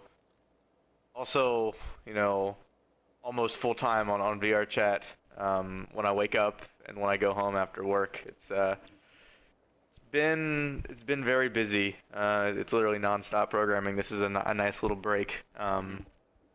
But it's I'm not sure what the future holds. There's a lot of decisions to make to see what's going on. But Cool. And I had another question here. You were mentioning how you brought Jesse on board, and curious how you met him and how that all came to be. sure. So Jesse reached out to me on Reddit, I believe, basically saying that he thought VR chat was really cool. I had tried his demo, so I was, thoroughly impressed with him. I knew he knew his stuff. And he's like, hey, I'd love to help you implement custom avatars. I think there's a really, sweet way to do this. I was like, I hadn't given out my source to anybody at this point. I was hesitant to do that. I wasn't, really sure of all the legalese junk. But I knew I didn't want to make it open source at the time, just because a lot of the things I were using I had paid for, and I couldn't make it open source. Yeah, that's right. So I brought him on board. He implemented Avatar stuff. It obviously worked out wonderfully. And, we kind of kept in touch. He was really excited for VR chat, pushing it more than I would have. I was going to, work on it until the end of school and maybe keep up with it. But, he was really excited for it. He basically, at the end of the day, was like, hey, I want to keep working on VR chat, but, I can't do this for nothing. We need to partner up. So at that point, I was like, why not? You know your stuff. Let's do it. That's how we came to be. All right, awesome. Yeah, he's awesome. I really enjoy chatting with both you guys. It's a great team. You see how things are just evolving a lot there, and we enjoy hanging. What else do I got on my list here? So between the conversations that you have with Jesse and what you've had with us, the VR community, how has your opinion of what the metaverse will be and how it will change over, or how it has changed over the last year? Let's see. Obviously, the metaverse is going to be built by its users, and I think that's what all of us are doing right now with VR Chat, Riftmax, and Janus. We're all giving the users the ability to create things, because we can't build it all ourselves. Obviously, there was no metaverse at the beginning, and now we have a couple different early concepts of it. But I still am of the opinion that we will see something from Oculus that won't blow us out of the water, but will be a good platform for us to build upon. As far as the metaverse, I mean, obviously there'll be multiple different versions, as just different games. Each Sure. do separate things. Each have their niche. They do something well. Either surf the web, they chat, they view movies, etc., etc. But in any case, it's a win for everybody, just because that is the future. It's everything we've been waiting for. If you want to be a part of it, you can be. I don't think, or I do think that whatever the solution is going to be, there's going to be room for everybody to work on it, especially with that RackNet open sourcing and then purchase. There's something in the works with that there. Yeah, totally. Yeah, let's open this So- up actually to. I have an interesting experience to share as well. So I was at SVVR and I met with Palmer Luckey, and I actually said, "Hey man, did you ever try Janus VR, right?" And he says, "Yeah, I did. Here's the issue." I was like, "So what do you think?" He's like, "Well, it's a really competitive space that you're entering, you know what I mean?" And he didn't really go into the details, so NDA probably held back, but there would be competitors was basically the message that was delivered there. But that's not going to stop me from innovating in my own way and trying to do something maybe that, like you can't just fear that the fear of the lack of knowledge. So you don't know that some other guy has some metaverse in the works or something like that. Maybe they've got some Titan billion-dollar thing behind them, but maybe you on your own can program something innovative or new that they've not seen before. So, I took that knowledge and I was like, yeah, okay, but I'm trying to go somewhere different. I'm not even using their pre-made integrations with Unity and Unreal. Like, I'm rolling out my own thing, so I'm completely unrestricted in any sort of direction that I can take the projects. But that was interesting interaction anyway. Oh, He made me absolutely. aware that that's going on, man, in a serious way. So, yeah. So I'd rather take a metaverse from you than from Facebook. yeah, I mean, it's a lot Well, of people are yeah, gonna my, have my, that my opinion. long-term plan is to open source the thing, right? So, Yeah. yeah, of course you want to go that way. Metaverse might be open sourced. That might be the way it wins. I could totally see that, and that's definitely an awesome position. I agree. I mean, and you can see people partnering up later, if it makes sense. So as things change, I mean, that's kind of going to be the name of the game. And who are even other smaller people that are doing stuff right now? It's I'm certainly really interesting. I'm aggressively trying to find partners with it now that are even in the industry that can, elevate it or bring it to another level beyond just, oh, I'm a guy with a dream to create the metaverse kind of Right. thing. So, I'm talking with Mozilla. I'm talking with some of these people in the industry, uh, book publisher types. I was actually just I had a recent meeting with, Ubisoft. Hey, you brought up Assassin's Creed earlier. They do Assassin's Creed, Ubisoft. So they have an office in Toronto. It's where I'm from. And I had Jade Raymond or whatever, the director. A funny story. I'm just talking about randomness, but so she tried out Janus VR or whatever. I demoed it there, right? And I kind of told a few of these guys that I'd be doing that. So they kind of followed her, and she went through one of the portals. They didn't like follow her in, but then like as she came out, they were all like kind of like peeking the heads like respectfully from like behind like a distance, right?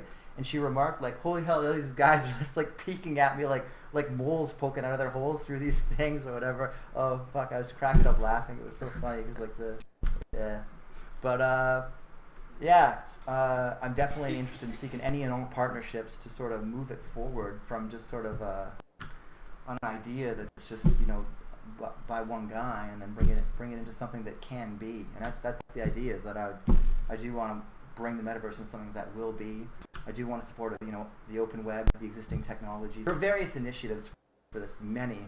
But I just want to move it forward.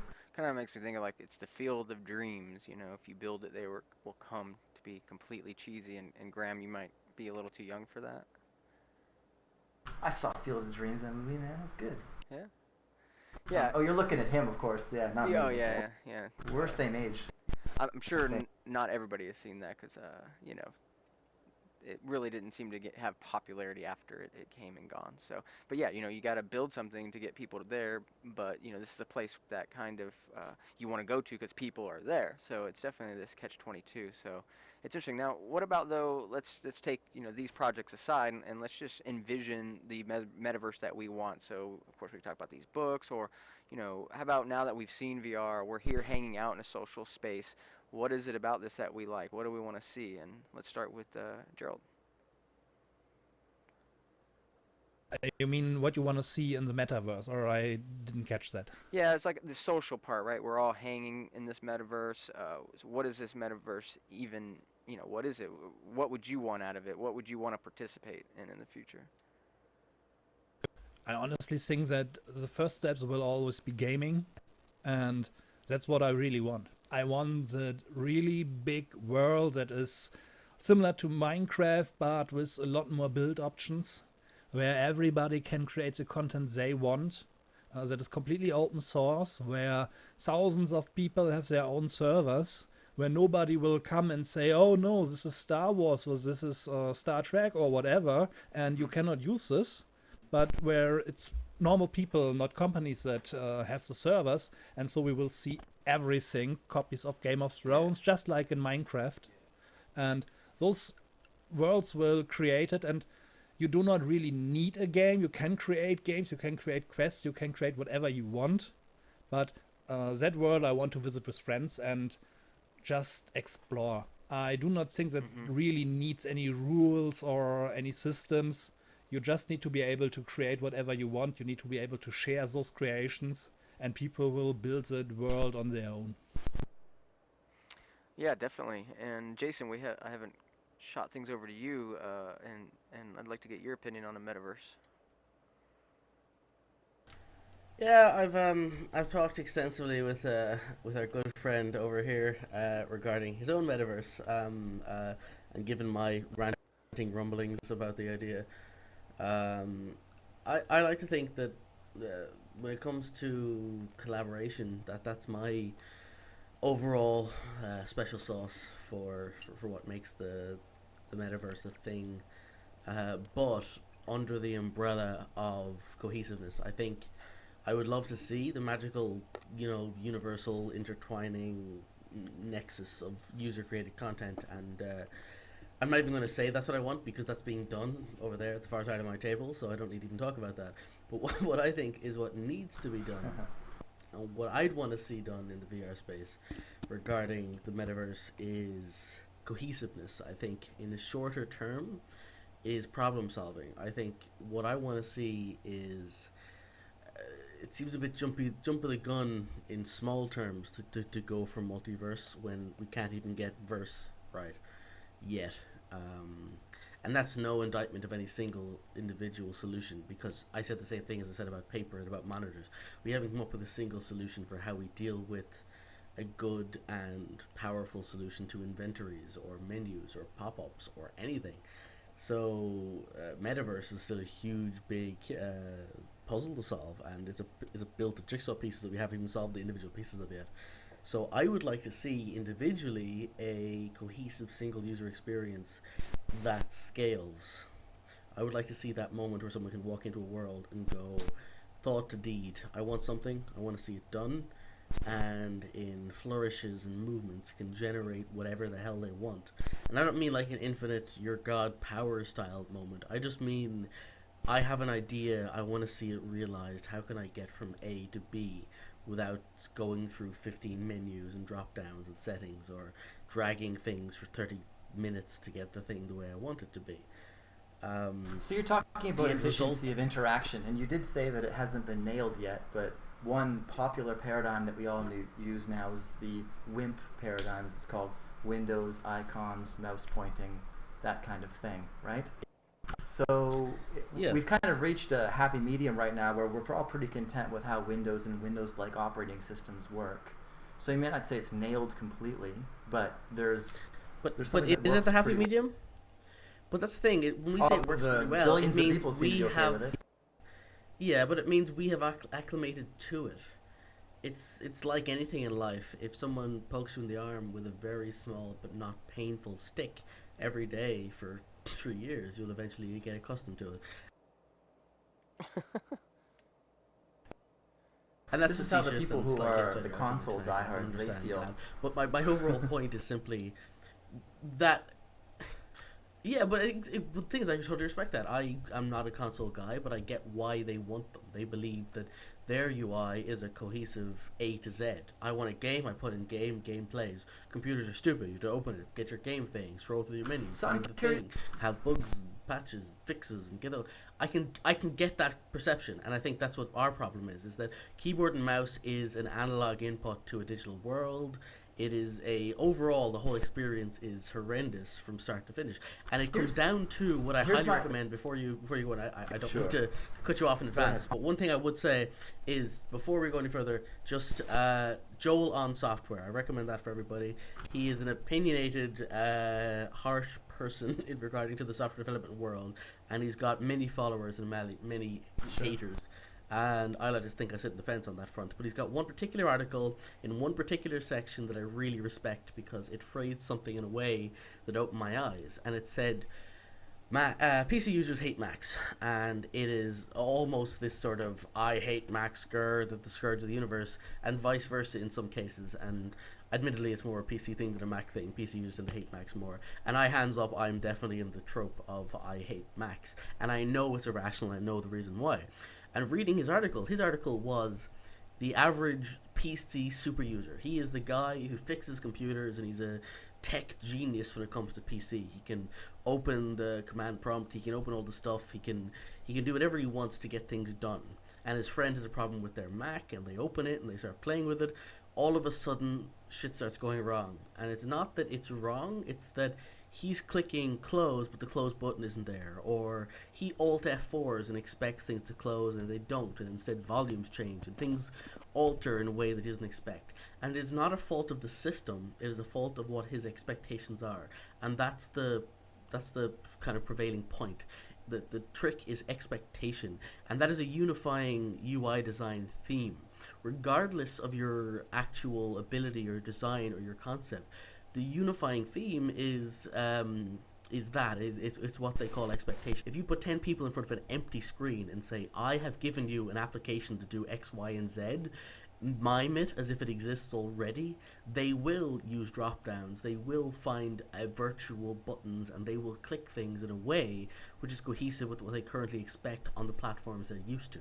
It is not indicative of the right way, it is indicative of what that muscle memory and training and ideas are. And as a developer, if you want your thing to succeed, you have to follow those tropes. And I 100% get that, and I respect every developer out there who follows existing paradigms to make this work. But the caveat to all I just said is VR is ground zero. And we can shuffle our thumbs and pull in these existing paradigms and sort of go, oh, it'll be easier for people to migrate. If we do VR this way, everyone will just be able to know what a page is and know what a menu is and know how to do drop downs. And the problem is we are pigeonholing ourselves in the same way I believe the iPhone did, in that it made every single phone beyond that point believe an icon screen is the correct answer to solve that problem. And I don't think it is. I think the problem with VR I think this being is so turning new from a and conversation, fresh is though, that you get a into million and one you people talking for an hour. shoehorning in this existing thing. So That happens, yeah. I apologize in advance. I do that a lot. No, Okay, it's I'll wrap alright. up. I'll wrap up. My point is simply that I don't want people to pull this in. I don't want people to pull in existing UI and configurations and examples because it's going to be this tedious facsimile of what we have in VR when we've got an extra axis and extra ways to interact with the world. And that is my problem. I think regardless of whether you're talking about single player, multiplayer, if you try to pull in what's there already, it's going to be this It's almost facsimile like of what it's there, what we're and it's going pulling to in. be ruining us for the future of VR. And I think if we start from scratch, we can do it well. It's not, we pulled pages in for web, for the web, but now it's like we're pulling in games for this thing, this VR. And a lot of times I'll be like, well, this isn't a game, RiffMax, it's an experience for me. Mike Arms calls it a game, but it's almost like that's something that I'd like to see transcended. And now let's toss this over to James. So I don't know if you're familiar with the curse of dimensionality, but I'll use it in a separate context here. You wanted the God mode, or the thing that just says, let me get directly to the operation that I want to perform. Nothing's better than a pure console command to do that. The idea, Xerox PARC, where they innovated, where they had a 2D interaction, where you actually had a mouse and a pointer, it was superfluous. Why have icons? Why do this? It was because of the richness to the computing experience that it brought. And now you look at VR next, where I've introduced another simulated dimension through stereopsis, saying, where's my God mode? What's been offered here isn't a God mode, but rather another dimension of richness for appreciation. Perhaps maybe not the goal of VR is to have a God mode to lead me immediately to do Command X, but rather for further appreciation of the experience of computing itself, if that makes any sense. So I don't know. I get criticized this a lot. Why would I do this with Janus VR? It sucks. Why would I navigate pages in this way? It seems inefficient. To that I say, maybe the kinds of pages that you're not looking at the right kinds of pages. The kinds of pages you want to see in something like Janus VR would be something highly interactive, something highly experiential, something highly three-dimensional, something that necessitates the richness that the VR as a platform provides. If we just want to do something equivalent to a console command, obviously you're not going to beat a console for it. So that's the divergence of opinion. I'm not sure it's a ground zero thing. I see it as a further enrichment of existing paradigms. What do you think, And Graham? people have been working on this stuff for decades and decades and decades, man. I'm not sure you can get around it. But anyway. Just want to toss it to you, Graham, if you had anything to add there. Yeah, sorry, my mono develop popped up on the screen and was taking over because it doesn't like to give control to any other application. Man, I hate that I will thing. give a quick opinion, but then I need to head to bed because it's 1 a.m. here and I have work tomorrow, unfortunately. Sure. It's about time to wrap it up anyways, but I love this metaverse talk. Yeah, so what we had the yeah, so I actually, let's see, both of those opinions are actually really good. I enjoyed hearing both of those, especially about Janus VR because I do say, when I first saw Janus, super cool concept. Dude, give it to me raw. Say all the shit. I do not mind. I'm I up mean, to no, hearing it all. it's gonna be good. It's good to kind of like get kind of bad, and then it's gonna get good again. I mean, basically, when I first saw it, and it was just straight up web pages, I was like, this is neat, but this is the most inefficient thing I've ever seen. I mean, I just wanted to Agreed, navigate a web 100%. page. I had to walk across the room to go see an image. I was getting sick instantly. I mean, I get sick in my DK1, so I was just like, okay, Of cool course. proof of concept. Yeah. And then like a week Agreed. later, I started seeing these 3D rooms, the tags for 3D for bringing in 3D things, and I thought, this can be something, allowing, what are the most, what kind of, programmers are there most of in the world? And my guess is probably web developers. So, enabling, people to create 3D worlds in a web-based form was very cool, and that really got me excited for Janus, and and now things are even better. But at the same time, yeah. So no. So I see your argument as well, and as well as Fruits. It depends on the application. I think some people I mean, VR is for the experience, I think, a lot of the time. I mean, it depends on the application. One, you're going to want to enjoy it, go through with your friends and walk around worlds. And in other pieces, maybe I have my virtual desk with 12 different consoles looking at me, and I want to be able to do things efficiently. It depends on the application. Context is important for sure. Yeah. But I think the way that Oculus is focused on now, gaming is the main experiences and just enjoying it. Obviously, if it's super inefficient, it's not going to be enjoyable because I'm going to be annoyed that, one thing, if I'm in a metaverse and I want to go to planet X, maybe the thing in this metaverse to do is to get in my spaceship and go there. But if it's going to take me fucking 6 hours to get to planet X, I'm going to be pissed unless there's, some better way of doing it. So, Yeah. My 2 cents, but it's...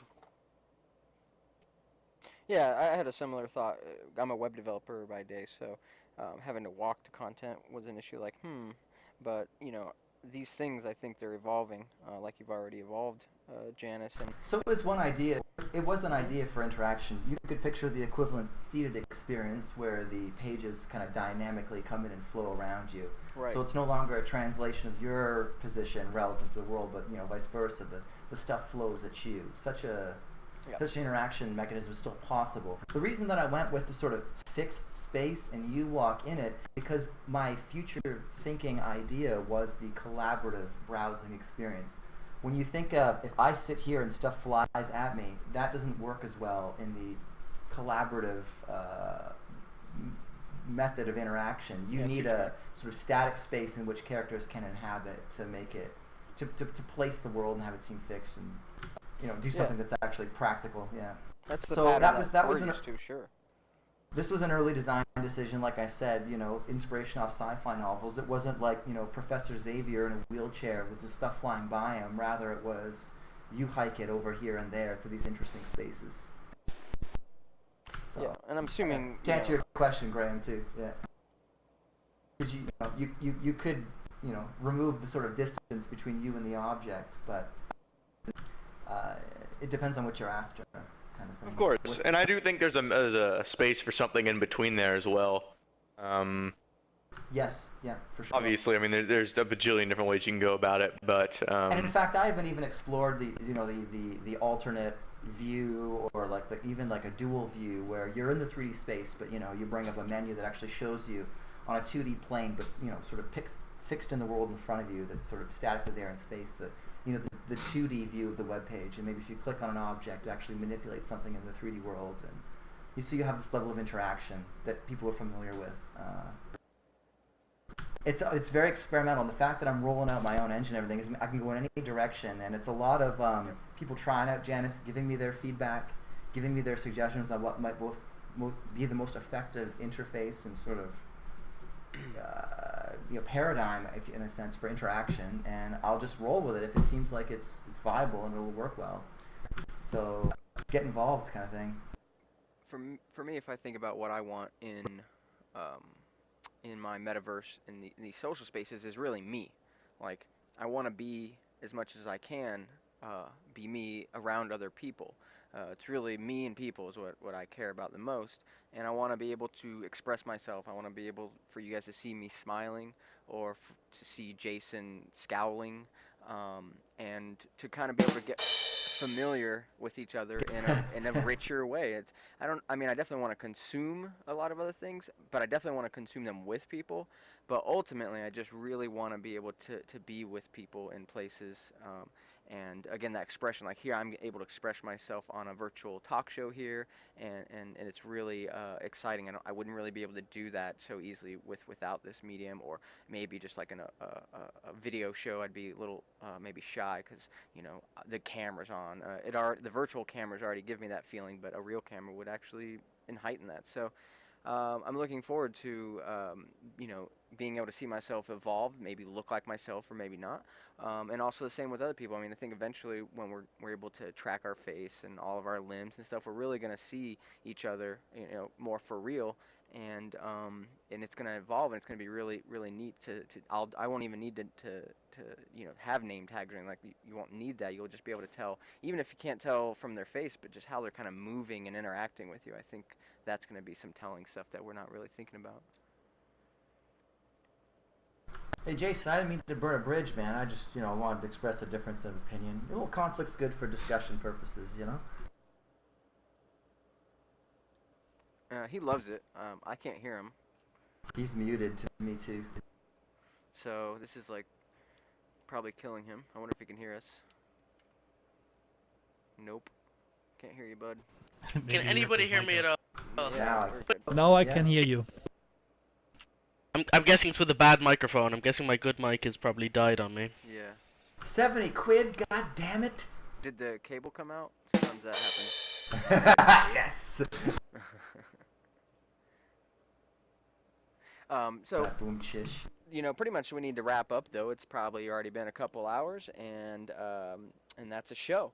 So, I did want to do some questions from the audience, and let's go ahead and line up, if you don't mind, at the microphones. And while that's happening, let's go around and do some plugs real quick. Gerald, can you plug your stuff? Where you want to send people? Plug? I have no idea what you mean.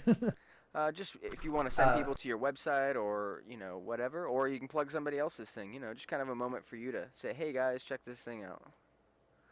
Oh, if you haven't, don't forget Technolust. That's the #1 thing to try with DK2. Blair from Toronto, Ontario, man. Another Yeah. Canadian. Well stated. Canadian. Yeah, he's I been know on the that show. I dude. love that, demo. It's freaking. I was actually watching Hackers before that show when I was prepping and stuff, and it was something to put on.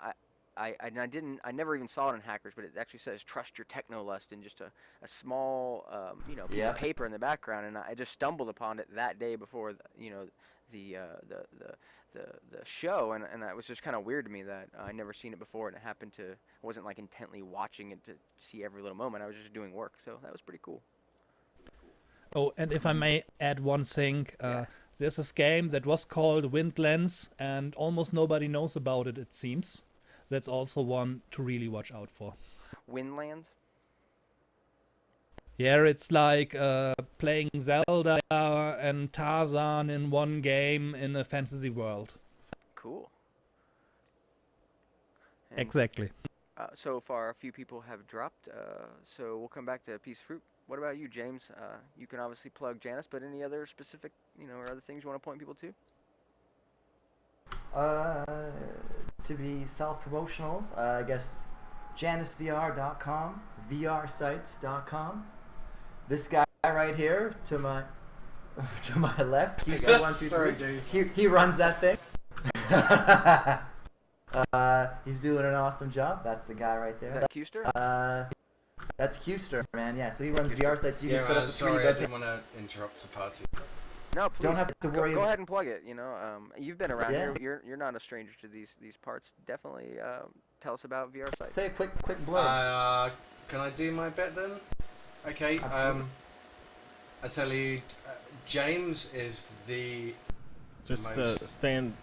Yeah, you're probably not on camera. Stand anywhere but there. Like Thanks. next to me or next. anywhere but here. Oh, Yeah, Corey. the front isn't. Right. recorded. Qster, have a seat or something. There you go. Yeah, there's a seat open. Like this was a match made in heaven. It wasn't meant to be. Well, it was meant to be that that James is writing an application that worked in really well with what I knew with PHP development. Right. And we kind of agreed it was a match made in heaven. Yeah, he definitely filled a side that I didn't have. He made the world, available for people, but I made the client Right. work, kind of thing.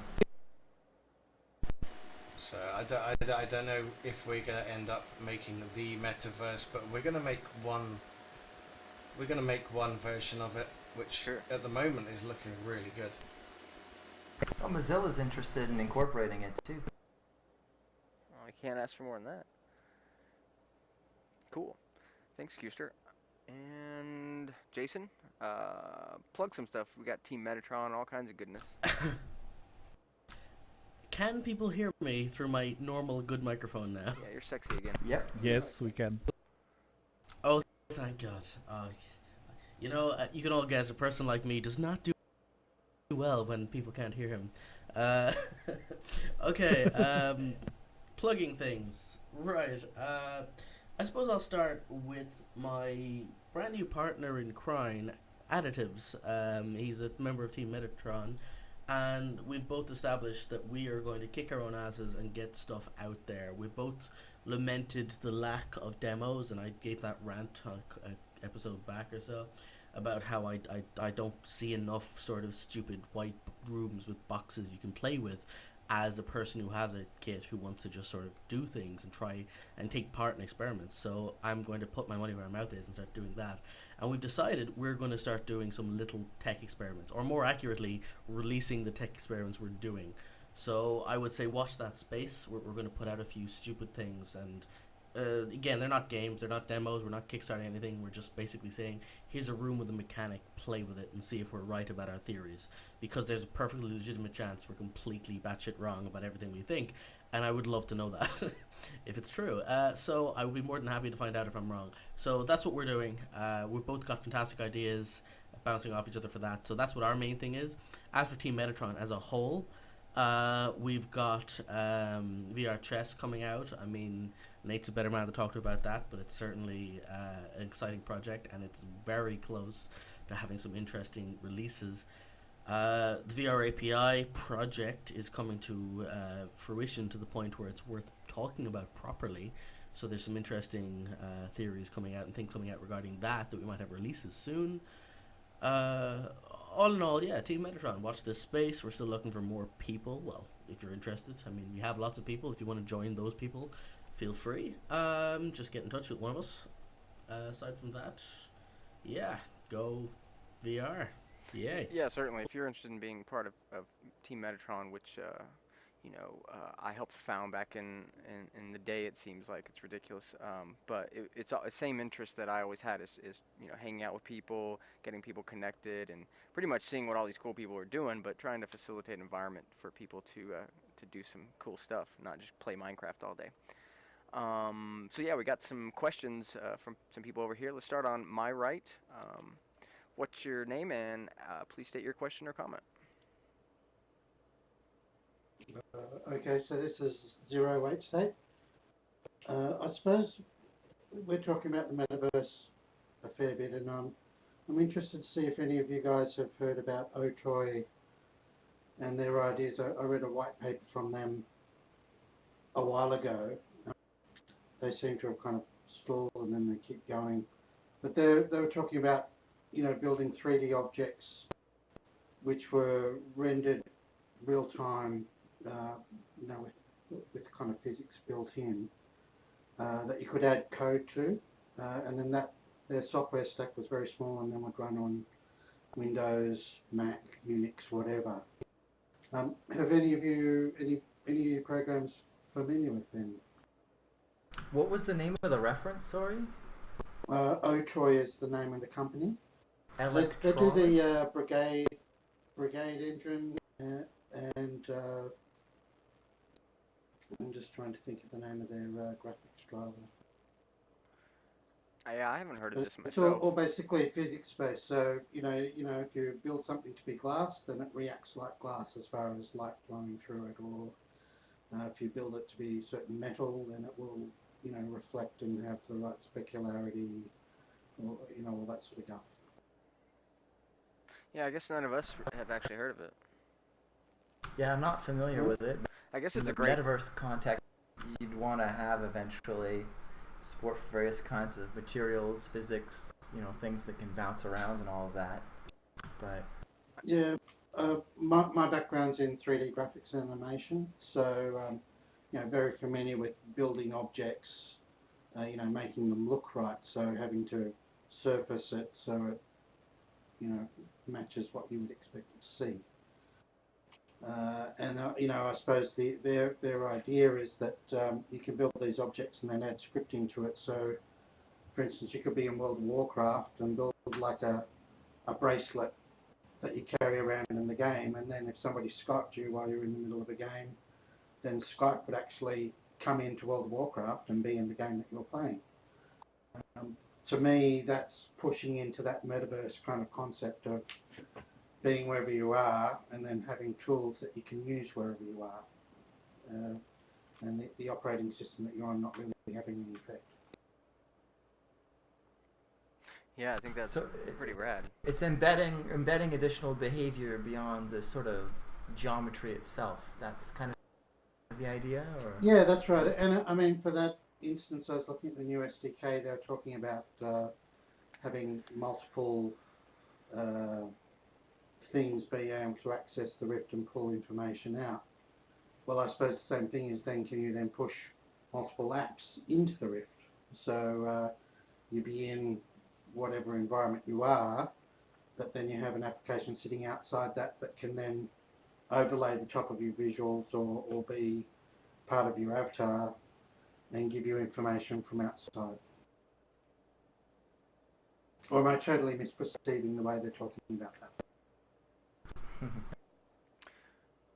Yeah, I want to look further into it. I think you've just given us a lot of homework to do. Can you announce that company or product again, and so we can take a look?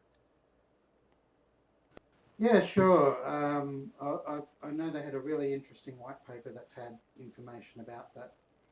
And they've kind of been flying on the radar because it's all very GPU intensive. So as time goes on and GPUs become, the GPU count becomes higher and higher and higher, these things operate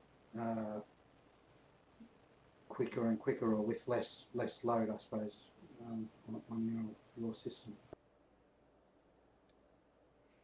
So anyway, I suppose that's the end of my question. I just thought I'd see if there was any awareness in the community about those guys and what they're doing. Yeah, can you say that one more time? The company was Otoy, and I know they build an engine. It's called Brigade. Brigade, okay.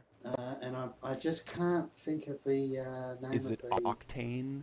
Wait, not Oh, to yes, interrupt, guys, yes. but it's called So Octane ray tracing. Otoy that's the company. Yeah, it's ray tracing engine. Yeah, I was That's thinking, Brigade. Yeah, I was wondering if it was ray tracing, but That's the Brigade So- engine. They run ray tracing. They Yeah, also and acquired they- this. Sorry, go They- on. They also acquired this Octane render company, and that is effectively a thing that you could maybe plug into something like UE4 or Unity. It's essentially a rendering engine that does all kinds of really fancy stuff that you would normally have to send to your render farm or something, like beyond Pixar quality Yeah, yeah. things, I mean, but this is in where real my time. background from graphics comes through. And Otoy is the company that owns the whole lot of that. Yeah. So it's Otoy, and they have the Brigade and that rendering engine technology. Anyway, I'll move on and let somebody else bring up another. Yeah, I wish we were able to bring up videos in the show. This would be a great time to Jeez. kind of dive into that. But yeah, thanks for the question and comment. Let's move over to the person on my left. Great show. Oh, thanks, man. Thanks, Zero. Who's on my left? It's holotape. Hey, I know you. Whoa. Woo. Hey guys, this is a question for James or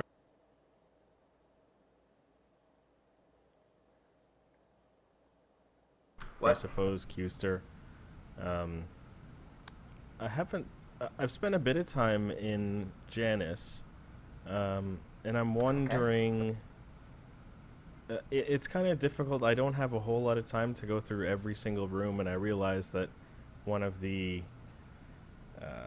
things you sort of deal with when you open, a world up for anybody to build, it becomes.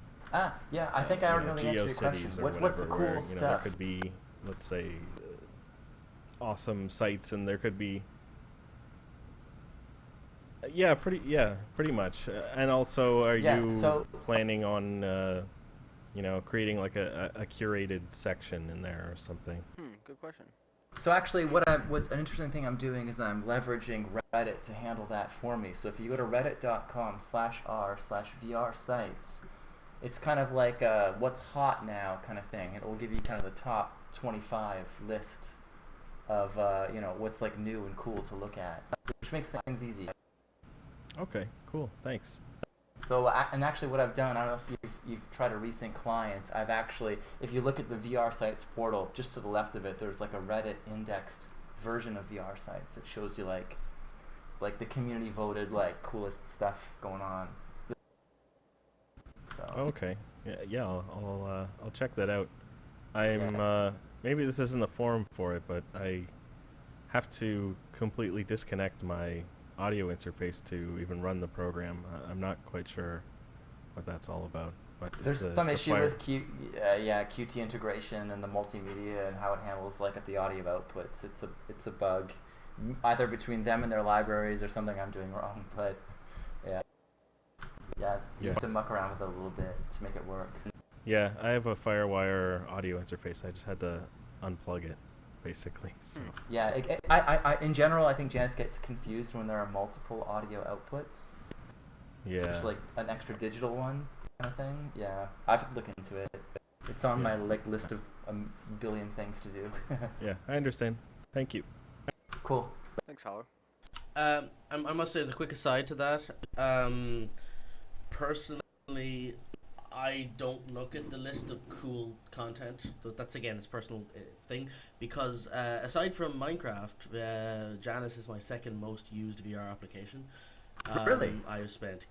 Oh yeah, I probably should have mentioned that. I've spent, I'd say, 12, 14 hours in Janus. I just love. Awesome. I love the random porn. No, for me, it's about the feeling like you found a gem in the internet. In the same way you follow the TV tropes train of hell, I like doing that in Janus. I like going through a door to a door to a door to a door, and all of a sudden you hit a brick wall, you backtrack, and all of a sudden you find a room that, granted it's just a link someone else could link to, but I like the feeling that I've gone through 45 doors and found this room, and it is now my favorite room in Janus, and it's something that I feel like, while I could save it as a link on the front door, I like leaving it there so I can always have to go through this meandering path to get to it. And You my know, point that overall is that's the thing that people were saying to me like you should get rid of all these redundant doors, and I was like, actually no, I should keep them. Keep all these dead doors, so you have to go through one by one, and you will eventually find something that's got something of value in there. Like you said, you just have to go through one by one. If you sign up and you join VR sites, you a have a door, you have a room, and if you don't do anything with that, then it's redundant. If you do something with that, then we can go. Yeah, I love that Yeah, comment. I'm all for that. Yeah, I'm all for that sort of random meandering, and I just It's fun my to overall point is that when adventure. people say about interesting content, people who've not tried it or not played it, it's not a question of you enter it and you're kind of going, crap, where's the fun stuff? It is, if you're that way like-minded, it's got that sense of just open down doors, and I love how it's non